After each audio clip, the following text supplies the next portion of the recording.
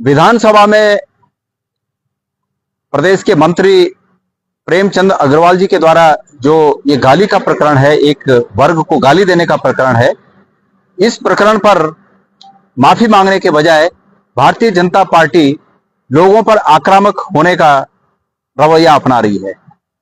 अभी अभी भारतीय जनता पार्टी के प्रदेश अध्यक्ष और राज्यसभा के सदस्य महेंद्र भट्ट जी का वक्तव्य सामने आया है और मैं उस वक्तव्य पर कुछ कहूं, पहले उनके वक्तव्य को ही आपको मैं सुना देता हूं। कृपया इस वक्तव्य को सुनिए। जिस प्रकार की टिप्पणियां जिनके द्वारा भी लिखी जा रही हैं, जिनके द्वारा इस प्रकार पोस्ट हो रहे हैं, वो सब के सब दोषी हैं। मैं मुख्यमंत्री से आग्रह भी करूंगा कि देवभूमि के अंदर इस प्रकार के पोस्ट करने वालों को एक विशेष नजर रखनी पड़ेगी और सोशल मीडिया में भी जो क्षेत्रवाद की बात, जातिवाद की बात इस देवभूमि के खड़ा करते हैं, उन पर प्रशासनिक रूप से भी कड़ी कार्रवाई होनी चाहिए। आपने सुना होगा कि भारतीय जनता पार्टी के प्रदेश अध्यक्ष महेंद्र भट्ट जी कह रहे हैं कि ये जो सोशल मीडिया पर इस प्रकरण में जो अपनी राय रख रहे हैं, जो टिप्पणियां कर रहे हैं, इन पर मैं मुख्यमंत्री जी से कहूंगा कि इस पर वो कार्रवाई करें, प्रशासनिक कार्रवाई करें, सरकार की ओर से कार्रवाई करें। उनका अर्थ है कि इन पर मुकदमे दर्ज करें और इन पर पुलिस के द्वारा कार्रवाई की जाए।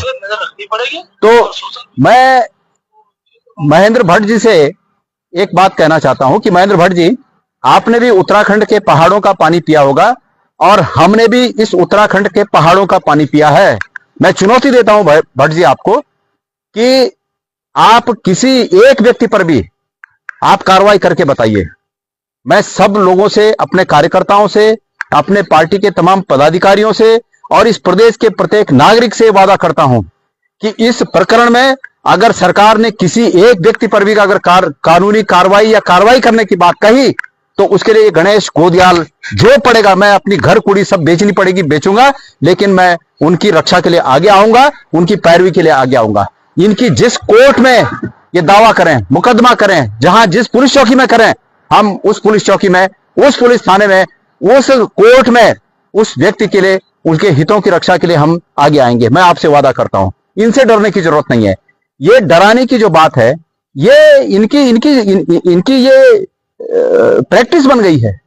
बड़े लोगों को डराया, इनकी पार्टी में हो जाओ सब ठीक है, फिर उसके बाद छोटों को डराने में लगे और अब तो आम पब्लिक को डराने में लग गए हैं। कह रहे हैं कि सोशल मीडिया में जो टिप्पणी करेगा उस पर हम कार्रवाई करेंगे। अरे भाई, क्या कार्रवाई करोगे तुम?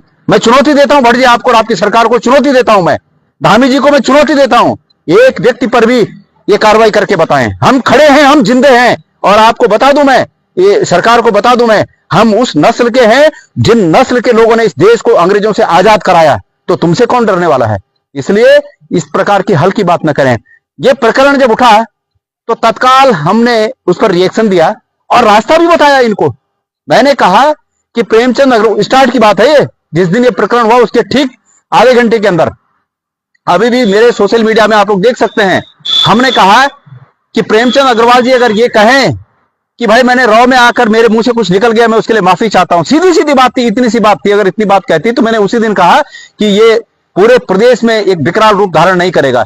लेकिन आप तो तानाशाह हैं, आपने तो तानाशाही में इस पूरे प्रदेश को रौंद रखा है और आपकी तानाशाही के चलते आपको माफी मांगने की कहां से सद्बुद्धि आएगी? इसलिए आपने वो रास्ता नहीं अपनाया, आपने डराने का रास्ता अपनाया। लेकिन ये लड़ाई निर्णायक लड़ाई होगी और खबरदार अगर एक भी व्यक्ति के खिलाफ आपने डराने की कार्रवाई की और इस प्रकार का किया, हम तो, मैंने बोला, हम अपनी घर कुड़ी भी बेच देंगे, लेकिन यहां के प्रदेश के लोगों के हित में जो करना होगा वो करेंगे।